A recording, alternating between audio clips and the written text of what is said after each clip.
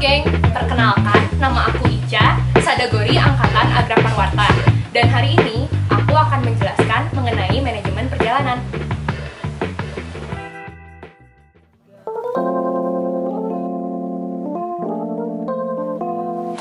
Jadi, apa sih manajemen perjalanan itu? Secara bahasa, manajemen berarti perencanaan, pengorganisasian, kepemimpinan, dan pengendalian sumber daya manusia untuk mencapai suatu tujuan tertentu. Sementara perjalanan berarti kepergian dari satu tempat ke tempat lain. Sehingga, secara keseluruhan, manajemen perjalanan berarti perencanaan dalam melaksanakan kepergian dari satu tempat ke tempat lain.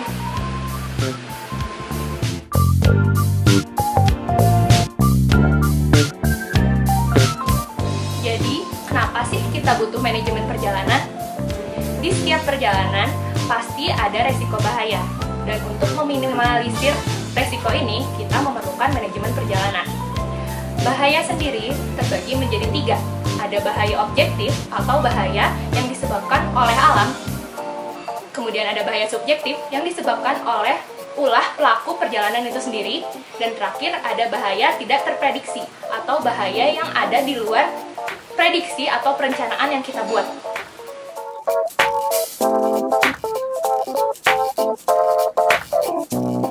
Perjalanan sendiri terdapat beragam bentuk. Kita akan mengklasifikasikannya menjadi 2. Ada perjalanan alam buatan atau artificial rivers, dan kedua ada perjalanan alam bebas atau natural rivers. Kita di sini akan berfokus pada perjalanan alam bebas.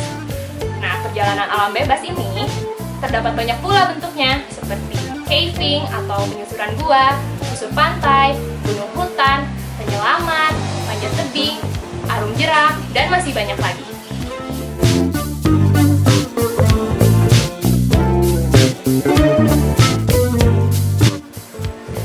Tahapan perjalanan sendiri terbagi menjadi 3. Yang pertama yaitu tahap persiapan. Yang kedua ada tahap pelaksanaan. Dan yang terakhir adalah tahap evaluasi. Yang pertama kita akan bahas yaitu tahap persiapan. Dalam tahap persiapan dikenal konsep 5W1H. W yang pertama yaitu what atau bentuk perjalanan apa yang akan kita lakukan, seperti yang sudah aku jelaskan sebelumnya. Selanjutnya ada when atau kapan kita melakukan perjalanan ini.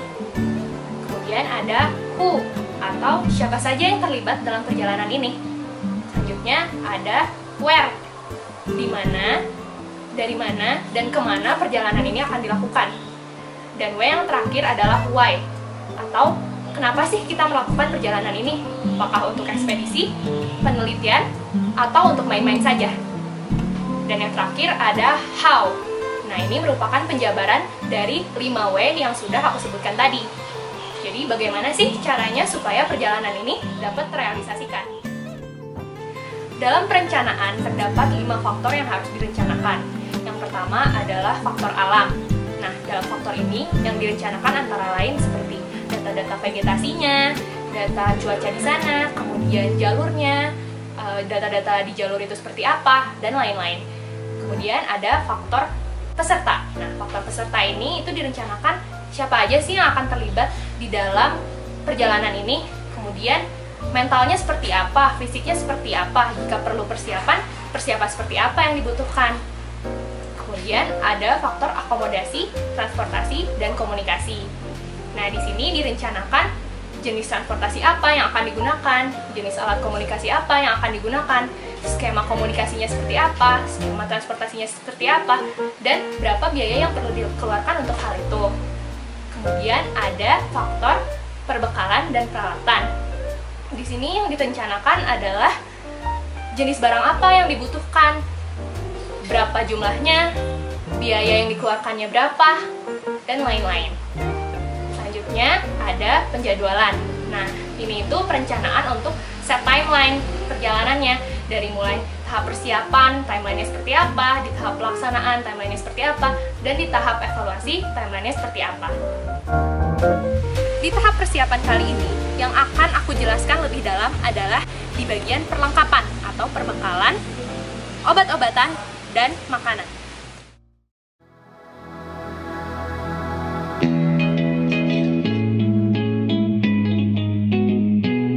Peralatan perbekalan serta obat-obatan sendiri dibagi lagi menjadi beberapa kelompok, seperti ada perlengkapan tidur, perlengkapan masak dan makan, perlengkapan untuk sheltering, dan terakhir adalah perlengkapan yang ditaruh di poket.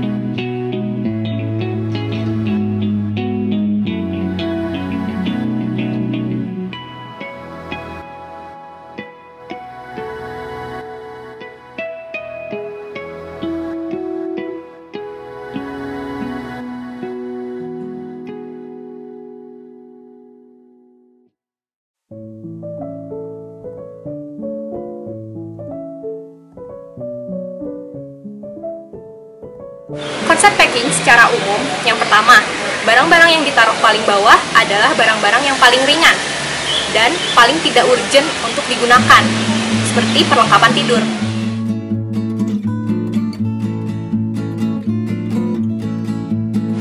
Kemudian, konsep yang kedua adalah barang yang paling berat ditaruh di bagian punggung atau menempel pada tulang punggung. Untuk apa? Agar nanti saat digunakan itu nyaman.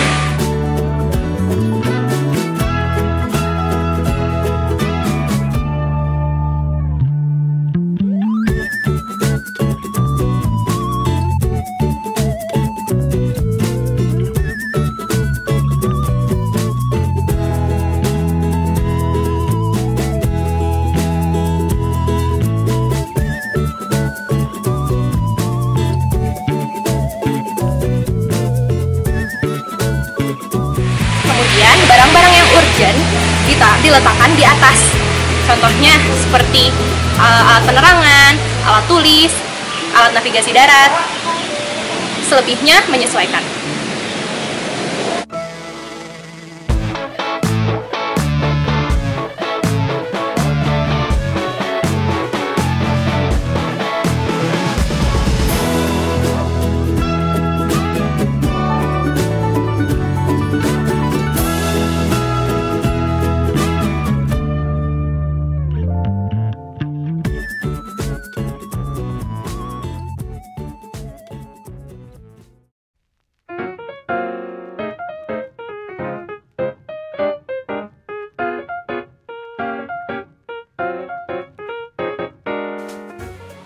Sekarang kita lanjutkan ke tahap pelaksanaan. Di tahap pelaksanaan ini terdapat beberapa perencanaan juga yang harus dilakukan. Seperti pertama, pembagian kerjanya seperti apa di antara pelaku-pelaku perjalanannya. Kemudian harus mematuhi etika berkegiatan di alam bebas yang nanti akan aku sebutkan di penjelasan selanjutnya. Kemudian harus belajar juga mengenai navigasi darat yang mungkin akan kalian dapat di materi lainnya. Kemudian ada bivak api masak, itu juga nanti kalian belajar di materi lainnya. Kemudian di tahap pelaksanaan juga dibutuhkan pengambilan data atau pelaksanaan tujuan perjalanan lainnya. Misalkan untuk penelitian atau untuk ekspedisi, tujuannya untuk apa sih? Seperti itu.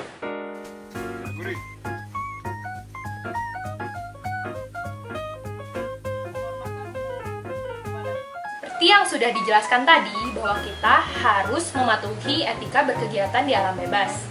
Nah, menurut Kementerian Lingkungan Hidup dan Kehutanan, etika berkegiatan di alam bebas ada beberapa poin. Yang pertama, rencanakan dan persiapkan dengan baik. Nah, ini seperti yang sudah tadi kita jelaskan. Poin selanjutnya ada bersikap hormat dan toleran. Nah, bersikap hormat di sini bukan hanya sesama manusia saja, tetapi kepada alam dan kehidupan liar kita juga harus bersikap hormat. Poin selanjutnya ada hormati kehidupan liar, seperti yang tadi sudah dijelaskan juga. Poin keempat ada berjalan dan berkemah pada permukaan tanah yang keras. Nah, kenapa sih kita harus berkemah pada permukaan tanah yang keras? Karena jika tidak di permukaan tanah yang keras, itu akan membahayakan diri kita sendiri dan juga dapat merusak stabilitas tanah. Poin selanjutnya ada biarkan yang Anda lihat dan temukan. Yang dimaksud di sini adalah tanaman-tanaman atau hewan-hewan liar yang Anda temukan. Jadi jika Anda menemukannya, jangan diganggu ya.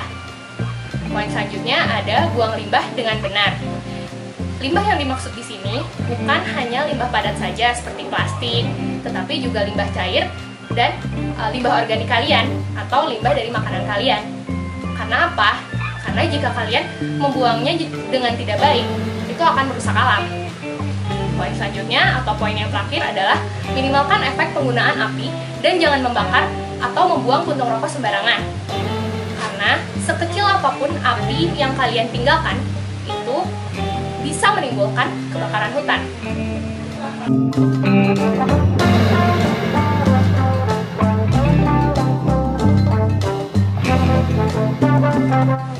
Tahapan yang terakhir adalah tahap evaluasi. Nah, di tahap ini kita melakukan evaluasi dari perjalanan yang sudah kita lakukan. Nah, evaluasi ini jangan cuma di akhir kegiatan saja atau di akhir perjalanan saja, tapi baiknya dilakukan setiap harinya. Jadi misalkan kalian melakukan perjalanan selama 5 hari, setiap harinya kalian harus melakukan evaluasi. Jangan lupa untuk mencatat evaluasi tersebut. Nah, setelah itu, setelah perjalanan selesai, baru kalian lakukan evaluasi secara keseluruhan. Nah, nanti evaluasi ini kalian jadikan laporan kegiatan dan juga catatan perjalanan. Untuk apa? Untuk menjadi pelajaran bagi pendaki-pendaki atau pelaku perjalanan lainnya.